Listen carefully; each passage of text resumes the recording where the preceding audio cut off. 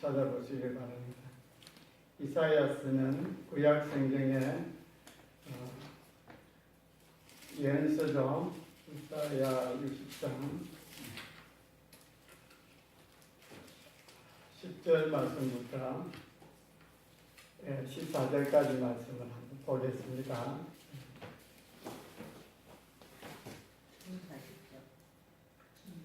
1041쪽 구약 성경입니다.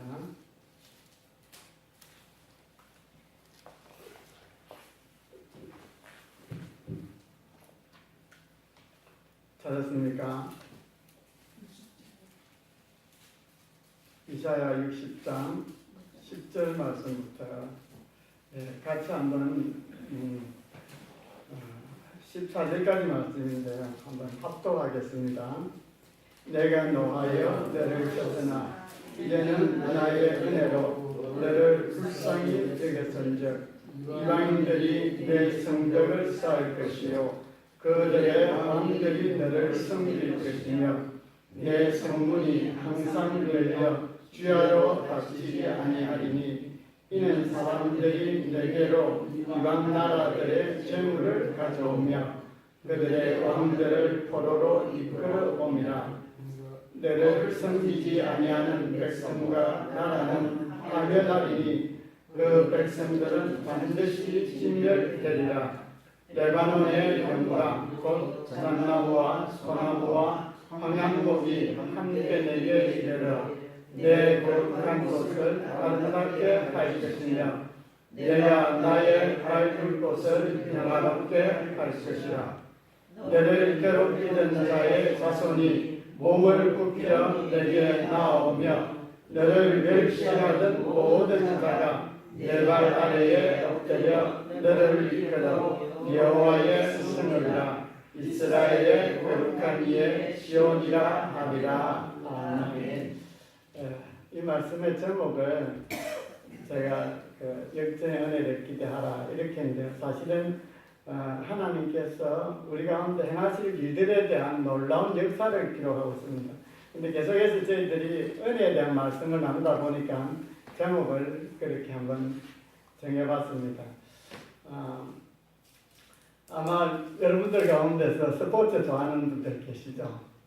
스포츠 볼 때에 정말 짜릿한 순간은 역전의 순간들입니다. 어떤 한 선수가 한 팀이 앞이 밀리다가 어느 순간에 완전히 사태가 반전되어서 역전을 하게 되면 한호성을 부르게 되죠. 성경에도 역전의 이야기들이 많이 있습니다. 가장 대표적인 것이 우리 주 예수 그리스도의 십자가의 죽음입니다. 그리고 이어지는 무덤에서의 부활 사건입니다. 뿐만 아니라 누가복음 16장에 보면은 부자와 나사로 이야기가 나옵니다. 그렇죠? 부자는 아주 자기 집에서 연락하고 화롭게 지내던 자였고, 그러나 나사로는 그 집 문 앞에서 구걸하며 주인의 상에서 떨어진 것을 먹던 그런 비참한 인생이었습니다. 그런데 부자도 죽고 나사로도 죽고 되는데 그 후에 부자는 음부의 불꽃 가운데서 고통하게 되고, 그리고 나사로는 아브라함의 품 안에서 평안하게 지내는 것을 보게 됩니다. 성경이 이렇게 인생이 바뀐 이야기들이 많이 있는데요. 우리가 잘 아는 구약에는 보면은 노예로 팔려갔다가 그 나라의 총리까지 된 인물들이 있습니다. 누가 있죠? 요셉도 있고 다니엘도 있고. 아마 역전의 이야기라고 하면은 가장 대표적인 것이 에스더서에 나오는 하만과 모르드게 사건이 있겠습니다. 하만이 모르드게를 미워해서 그를 죽여달고 자기 집에다가 높은 장대를 매다 놓았는데요. 결국 나중에 그것이 반전이 되어서 자기가 달려고 했던 그 모르드게를 달려고 했던 그 장대에 누가 달렸습니까? 결국은 하만이 달리게 된 아주 대표적인 역전의 이야기인데요. 오늘도 하나님께서 우리에게 이런 내용들을 주시면서 우리가 인생의 삶을 살아가면서 뭔가 내 인생의 변화를 원하고 삶이 달라지기를 원하고 이제 이 삶보다 더 나은 새로운 인생의 삶을 살고자 하는 저와 여러분에게 오늘 우리에게 소망을 주는 말씀을 보게 되는 것입니다. 이사야서를 기록한 이사야는 여러분 아시다시피 그 남쪽 유다의 히스기야 왕 시대에 사역했던 선지자입니다. 히스기야 왕 그 당시는요, 이스라엘이 남북으로 나누어졌을 때죠. 그래서 북쪽 이스라엘이 아수르에 의해서 마침내 멸망을 하고 남쪽 유다만 남았을 때 그때 왕이 히스기야 왕인데요. 이 아수르가 북쪽 이스라엘을 침공한 그 힘을 가지고 남쪽 유다마저 삼키려고 그렇게 이스라엘 남쪽 유다를 쳐들어올 때입니다. 그때에 히스기야 왕이 이사야에게 부탁을 해서 하나님의 은혜로 아수르군 18만 5천 명을 물리친 이야기가 기록이 되어 있습니다.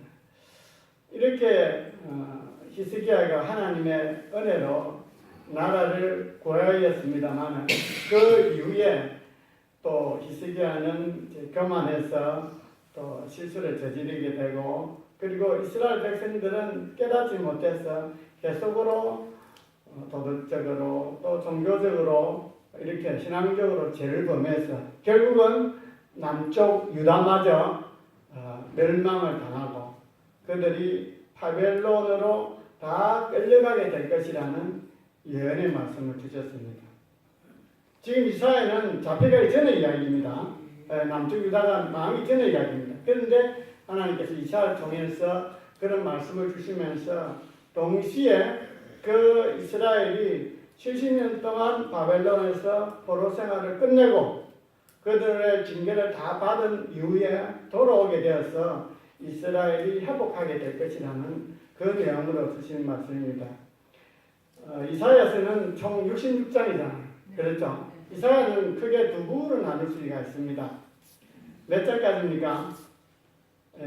구약이 39권이 되듯이 이사야도 39장까지가 구약적인 배경이 되어 있고요. 40장부터 66장까지는 신약 27권 성경같이 신약적인 배경을 가지고 있습니다. 그래서 오늘 60장의 말씀은 신약적인 배경하에서 그 당시에 예언으로 주신 말씀인데요. 우리가 구약의 예언의 말씀에 대한 것을 들을 때에 이런 생각들을 가져야 됩니다. 첫째는 그 예언이 주어질 때 그 당시에 당대에 이루어지는 경우가 많이 있습니다. 그 예언이 그렇게 말씀을 예언하고 난 다음에 곧이어서 그 예언이 성취되는 것을 보게 됩니다. 또 하나는 그 선지자에게서 주어진 예언이 먼 후대에 어느 한 사건을 통해서 그것이 성취되는 것을 볼 수 있습니다.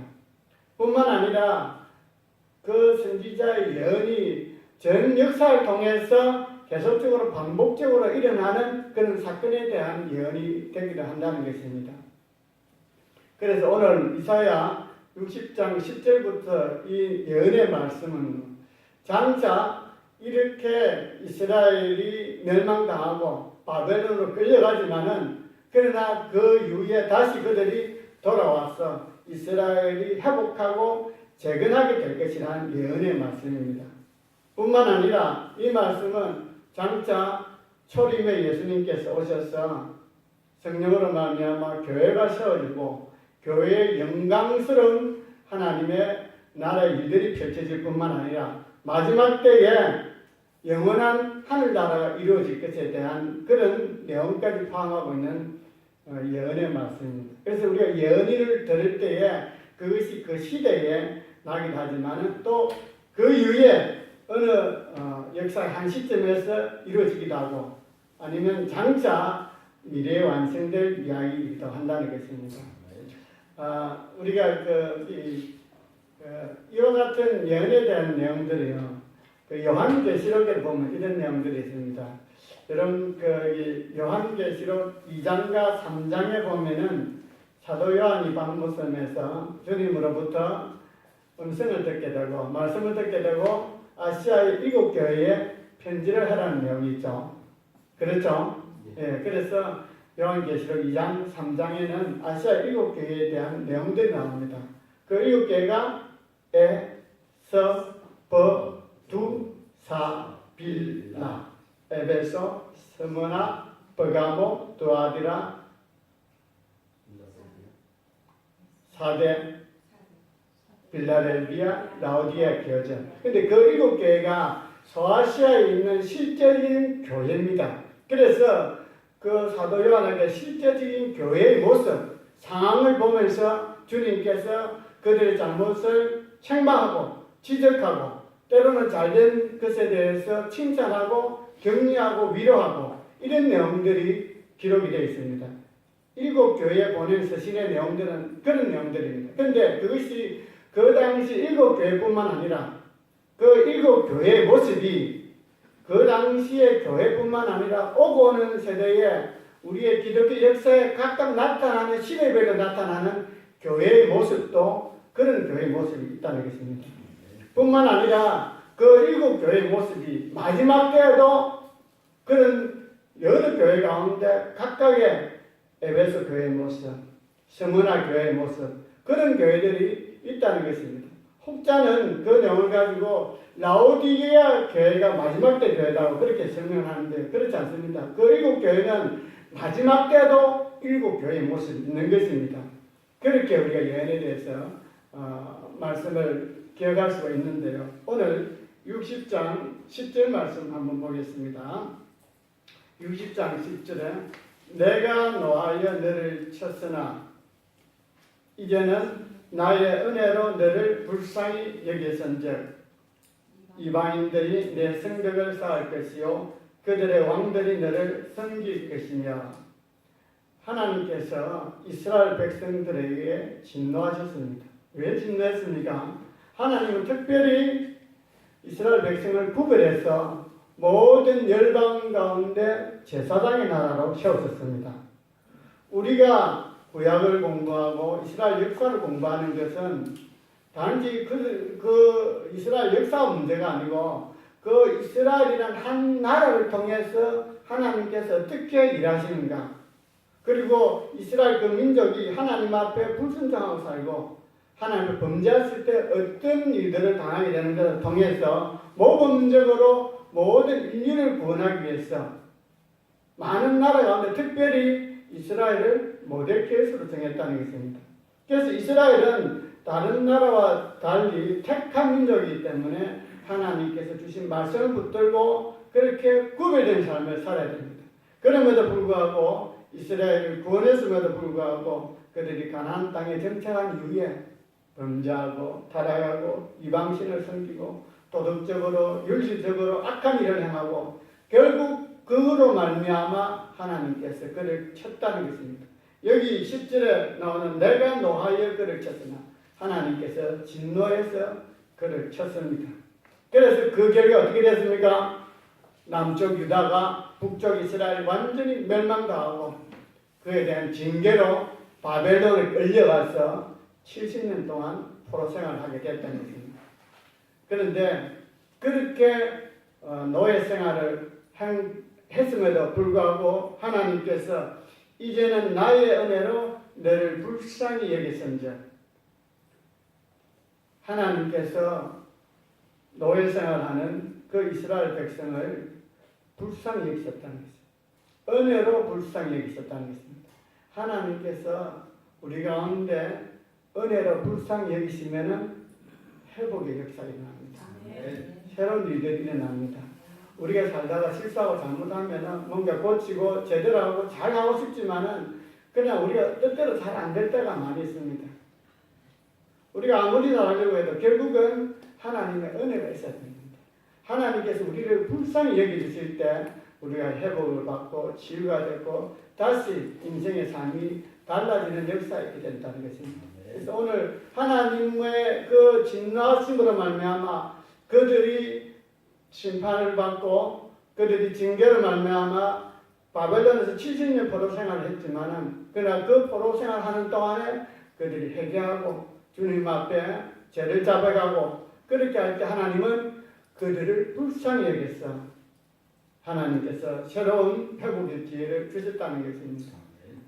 우리도 하나님의 긍휼의 선을 받기 위해서, 하나님 은혜를 받기 위해서 우리가 지은 잘못들, 우리의 죄들이 무엇인가를 깨닫고 회개할 때 하나님께서 긍휼히 여기시는 은혜가 있습니다. 회복의 은혜를 주신다는 것입니다.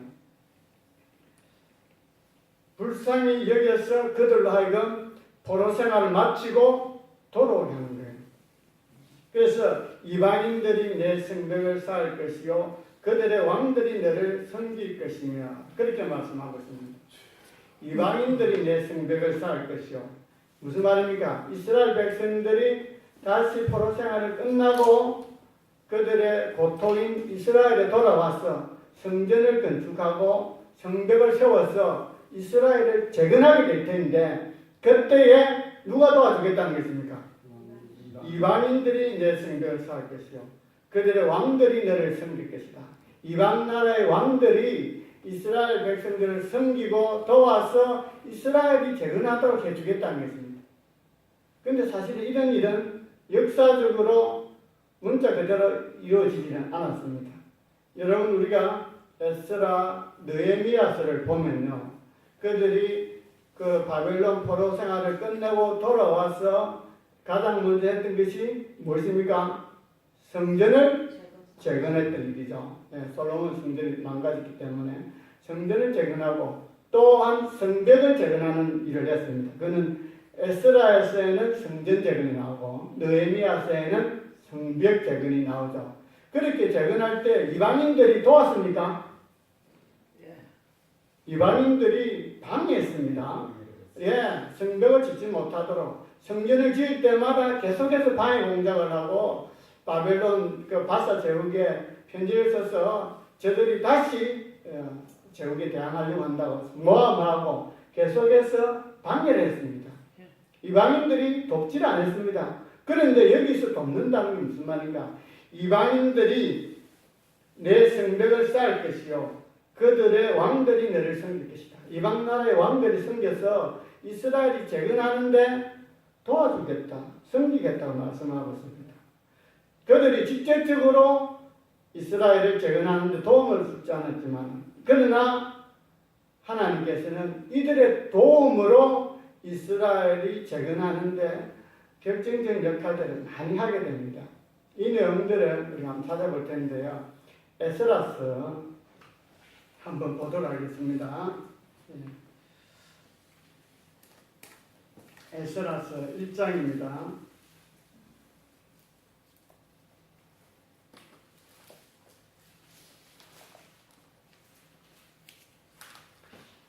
그들이 바벨론에서 포로 생활하고 있을 때 그때에 그들이 섬기던 제국은 바사 제국입니다. 바사는 여러분 역사책 공부할 때에 페르시아 제국입니다. 페르시아 제국의 그 압자에 있을 때에 그 페르시아 제국의 한 왕이 나타나서 이런 말을 합니다. 3절 보시겠습니다. 찾았습니까? 한번 보셔야 됩니다. 710쪽. 구약성경 710쪽.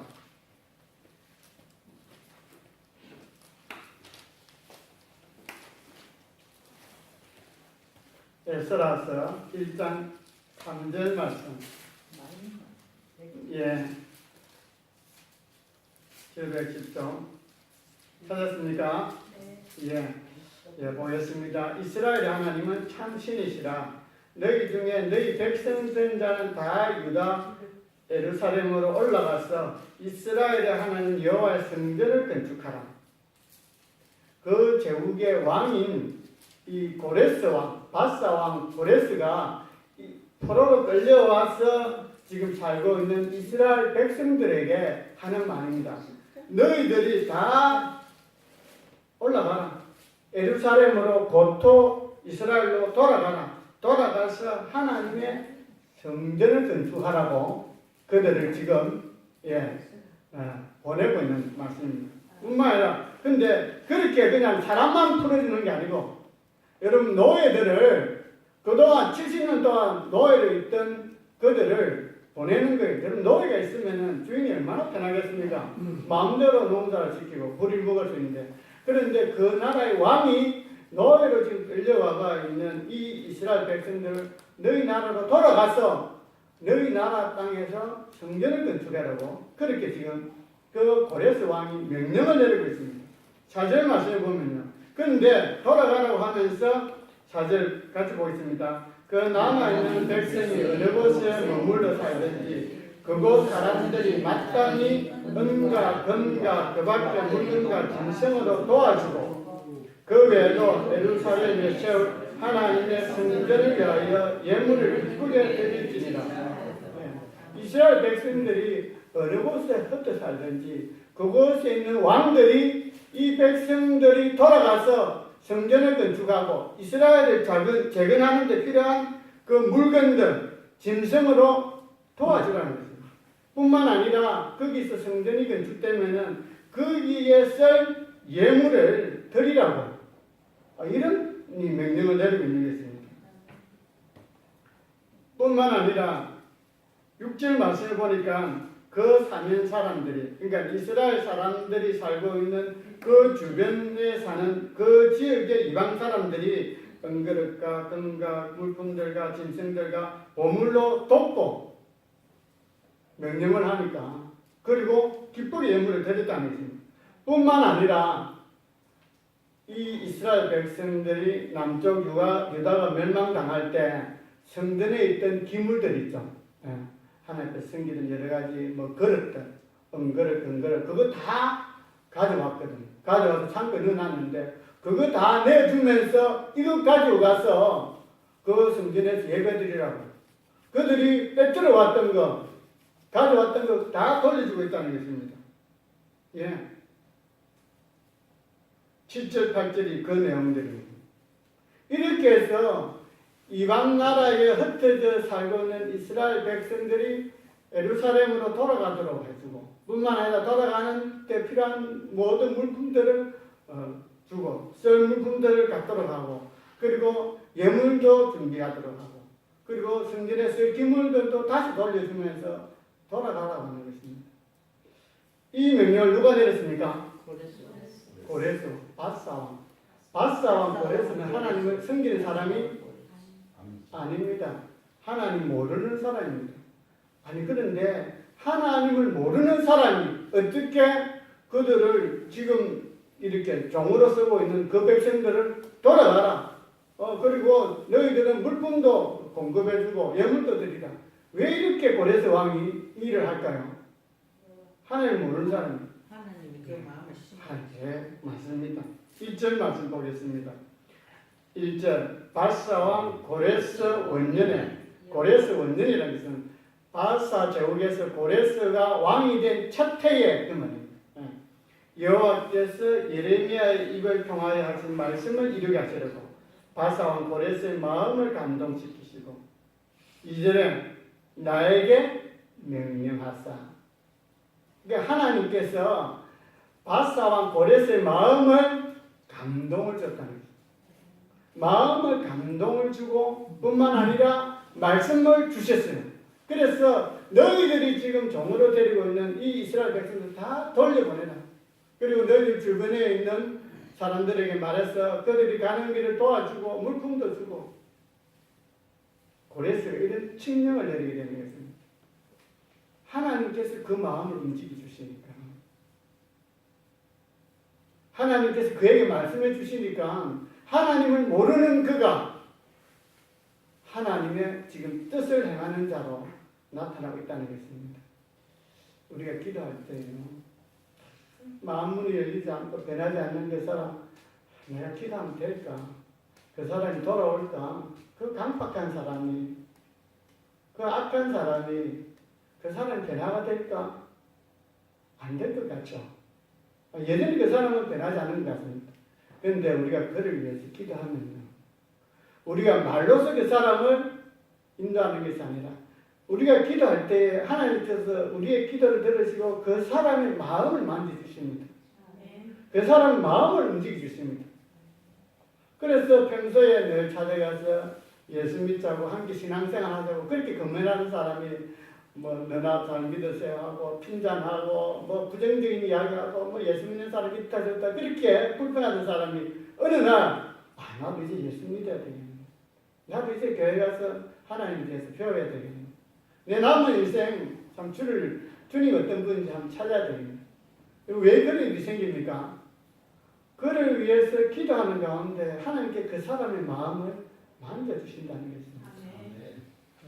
아무리 강박한 사람도 하나님께서 손 대시면 변화됩니다. 신라의 그 사도 바울 보십시오. 얼마나 참 자기 딴에는 예수를 하나님 잘 믿는다지만은 예수 믿는 자들을 핍박하고 교회를 잔멸하고 그런 악한 일을 저지릅니다. 하나님께서 한 만나주시니까 완전히 인생이 180도 바뀌었어. 하나님의 사자로서 또 이방인의 사도로서 크게 쓰임받았지 않습니까? 하나님께서 이렇게 만져주시면 바뀝니다.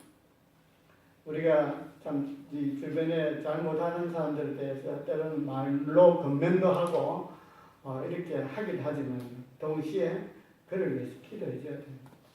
하나님이 궁극적으로 만져주셔야지 아무리 우리가 말한다고 해서 그게 바뀌지는 않더라고요. 물론 좀 바뀌기도 합니다만 그냥 궁극적으로는 우리가 인간적으로 노력하는 동시에 기도해서 하나님께서 그 사람 마음을 만져주도록 하나님께서 일하시도록 그렇게 우리 기도해야 된다는 것입니다.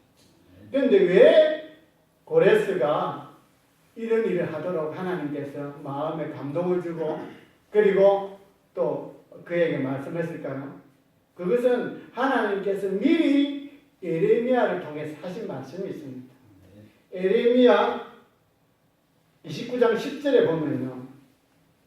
예레미야는 이스라엘이 멸망당할 때의 마지막 이스라엘의 멸망을 붙들고 그들을 위해서 눈물로 기도하고 호소해서 했던 선지자입니다. 결국 예레미야는 남쪽 유다가 멸망당하는 것을 다 봤죠.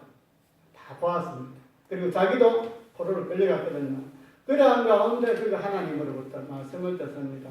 지금 이스라엘이 멸망하고 그리고 바벨론으로 끌려가지만은 때가 이르니 70년이 차면은 너희가 돌아오게 될 것이라는 그 예언을 받는 거예요.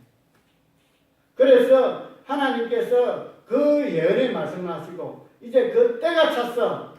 하나님께서 말씀하신 그 말씀을 이루시기 위해서 하나님께서 고레스의 마음에 감동을 주고 그리고 그에게 입술에 말을 주어서 백성들에게 돌아가라. 하나님의 일하심이라는 것입니다. 예언이 그렇게 해서 성취되는 것을 보게 되는 것입니다. 보십시오. 1절에 바사왕 고레스 원년에 여호와께서 예레미야의 입을 통하여 하신 말씀을 이루게 하시려고 예레미야의 입을 통해서 이게 예레미야서 여러분 나중에 보십시오. 29장 10절에 있는 말씀입니다.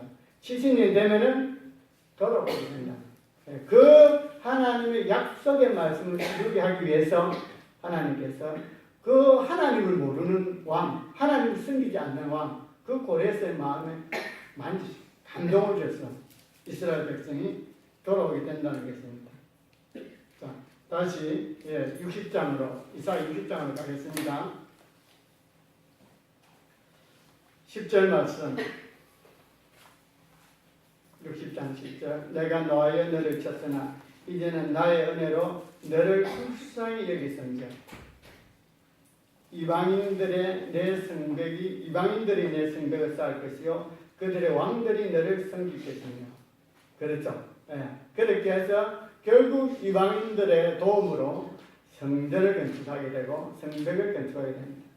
그래서 이 내용은 그 이후에 얼마 이후에 이루어진 말씀이기도 하지만은 뿐만 아니라 예언의 말씀은 그 이후에 일어난 어떤 사건에 대한 예언이라도 된다고 했죠. 결국은 신약 시대에 복음이 전도되고 그래서 많은 이방인들이 주께로 돌아오는 역사가 일어나게 될 것입니다. 그들이 이방인들이 하나님을 진심으로 섬기는 일이 생겨나게 될 것입니다. 거기에 대한 예언의 말씀도 된다는 것입니다. 11절 내 성문이 항상 열려 귀화로 닫히지 아니하리니 이는 사람들이 내게로 이방 나라의 재물을 가져오며 그들의 왕들을 포로로 이끌어옵니다. 성문이 항상 열려 있다. 어느 정도 열려 있는가? 주야로 닫히지 않는다. 여러분 성문이 왜 있습니까? 성벽이 왜 있습니까? 적들의 침입을 막기 위해서죠. 성문을 닫아야 그 노략군들 적들이 들어오지 않도록 하기 위해서 성문을 만들고 닫습니다. 그런데 성문을 주야로 열어놓는다. 왜 열어놓을까요? 더 이상 적들의 침범이 없다는 것입니다. 평안이 임한다는 것입니다. 여러분 도둑이 없으면 문을 닫을 필요가 없겠죠. 성문을 열어놓았어. 주야로 열어놓는다는 것은 이제 이 나라가 평안하게 될 것이다. 실제적으로 이스라엘에는 이런 역사가 일어나지 않았습니다. 그러니까 이 말은 좀 더 궁극적으로는 복음이 전파되면은 이방인들이 다 하나님께로 돌아오게 될 것이다. 한때는 그들이 이스라엘을 핍박하고 이스라엘에게 고통을 줬지만은 그들이 때가 되면은 다 하나님을 믿고 주께로 돌아올 것에 대한 예언적인 말씀이 된다는 것입니다. 뿐만 아니라 재물을 가져옵니다. 이방인들이 재물을 가져와서 이스라엘 섬긴다는 것이죠. 그래서 이방인들이 그들이 가지고 있는 것 가지고 하나님의 나라를 위하여 쓰임 받도록 하시겠다는 것입니다. 하나님의 이런 역사들이 일어나게 될 것을 지금 예언적으로 말씀하고 있는 것을 보게 되는 것입니다. 뿐만 아니라 13절 말씀 한번 보겠습니다.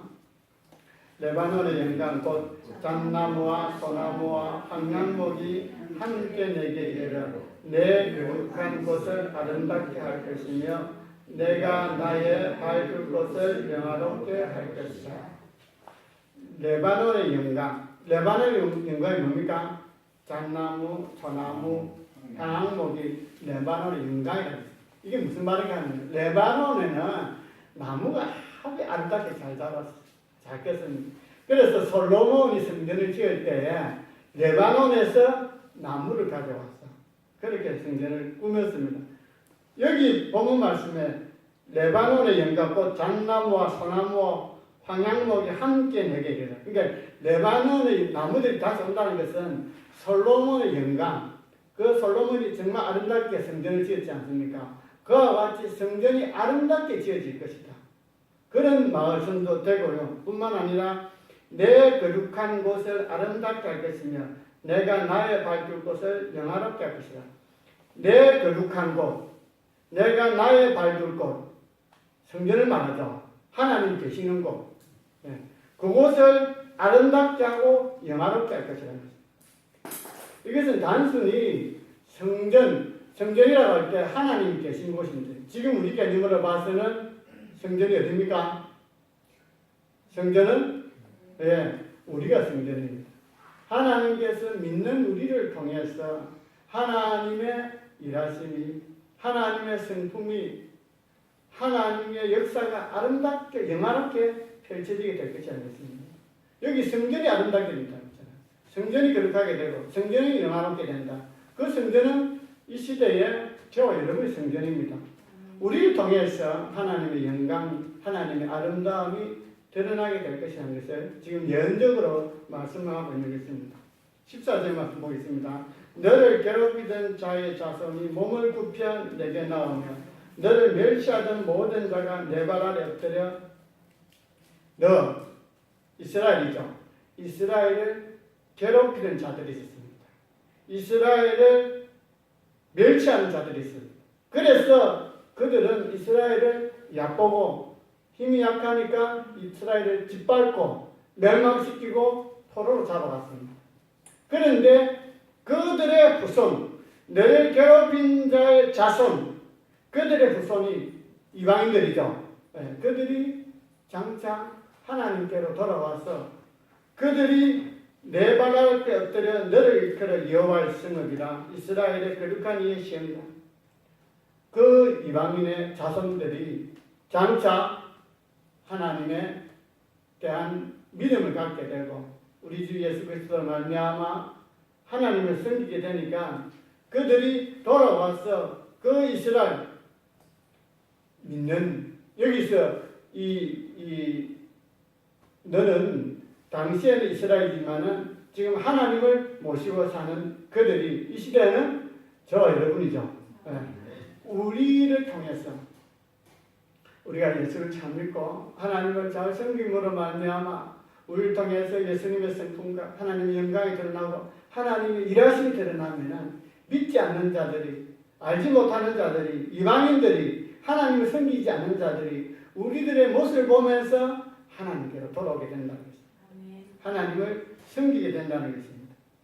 그러나 그렇게 함에도 불구하고 섬기지 않는 자들, 하나님을 알지 못하는 자들, 끝끝내 하나님께 돌아오지 않는 자들 어떻게 될까요? 12절 말씀입니다. 너를 섬기지 않는 백성과 나라는 파멸하리니 그 백성들은 반드시 진멸되리라. 하나님을 알지 못하고 하나님을 섬기지 않고 하나님을 멸시하고 그렇게 살아가는 이방인들, 하나님을 알지 못하는 자들, 하나님께 나오지 않는 자들은 반드시 심판을 받고 멸망을 하게 될 것이라는 것입니다. 지금 이사야는 이 말씀을 주시면서 그 당시에 남쪽 유다에 고통하는 자들에게 하나님께서 다시 회복의 은혜를 베풀어 주실 것이다. 다시 하나님께서 은혜로 불쌍히 여겨서 너희들을 회복시켜 주시고 새로운 삶을 살게 될 것이라고 위로와 격려의 말씀을 주신 것 동시에 예언적으로 이 말씀을 하고 있는 것입니다. 우리 삶에 새로운 인생이 있습니다. 어떤 사람들은 예수 믿으라면 지금 다 살았는데 아닙니다. 살아있는 동안 기회입니다. 언제든지 하나님께서 나올 수 있고 돌이킬 수 있는 기회입니다. 하나님께서 우리를 회복시킬 기회가 있으시고 새로운 인생을 살 수 있는 기회를 주십니다. 그런데 그 기회는 누구한테 옵니까? 기회를 준비한 자가 옵니다. 기회를 기다리는 자가 옵니다. 준비를 하고 기다려야 됩니다. 그냥 예수 믿고 세월만 지난다고 해서 그게 될까요? 안 됩니다. 전혀 변화가 없습니다. 그러나 우리가 하나님의 말씀을 듣고 하나님의 말씀을 배우면서 그래 지금 내가 예수를 믿고 있지만은 하나님은 이런 하나님이시다. 회복의 하나님, 역전의 하나님, 새로운 삶을 펼치시는 하나님. 그래서 우리가 하나님의 말씀을 붙잡고 그 말씀 앞에 기도하고 또 우리가 스스로 더 준비하고 말씀을 통해서 내 삶의 지표로 삼고 그렇게 믿음으로 반응하며 나아가는 것. 그게 바로 우리가 기회를 만드는 것입니다. 준비를 해야 됩니다. 학생이 아무런 준비를 하지 않고 공부하지 않으면서 늘 교회에서 기도하고 하나님 성적 잘 받게 해주세요. 밤늦도 간식 먹고 늦잠 자고 그렇게 먹고 싶은 거 그냥 그런 거 먹으면서 건강하게 해주세요. 살 빠지게 해주세요. 안 되잖아요. 우리가 할 도리를 하면서 준비할 것을 준비하고 그러면서 하나님의 때가 될 때까지 하나님의 기회가 될 때까지 기도하면서 준비하면서 기다릴 때에 오늘 말씀하셨처럼 역전의 은혜가 임할 때가 있다는 것입니다. 역전의 은혜를 기대하고 기다려야 됩니다. 준비하면서 기다려야 됩니다. 제가 여기까지만 말씀을 준비하고 아침에 제가 쭉 이렇게 앉아서 말씀을 묵상하면서 그 뒤에 내용을 한번 이렇게 읽어봤거든요. 이렇게 하나님을 기다리고 나아가는 자에게 여러분 이사야 60장 15절 말씀 한번 보겠습니다. 전에는 내가 버림을 당하며 미움을 당하였으므로 내게로 가는 자가 없었으나 이제는 내가 너를 영원한 아름다움과 대대의 기쁨이 되게 하리니 19절 다시는 낮에 해가 내 빛이 되지 아니하며 달도 내게 빛을 비치지 아니할 것이요 오직 여호와가 내게 영원한 빛이 되며 내 하나님이 내 영광이 되리니 20절 다시는 내 해가 지지 아니하며 내 달이 물러가지 아니할 것은 여호와가 내 영원한 빛이 되고 내 슬픔의 날이 끝날 것이다. 하나님께서 우는 자들을 웃게 하시고 줄인 자를 배부르게 하신다는 말씀도 있습니다. 우리 하나님의 말씀 붙들고 그냥 단지 하나님 이런 말씀 있는 것은 그것이 끝나는 것이 아니고 약속의 말씀이잖아요.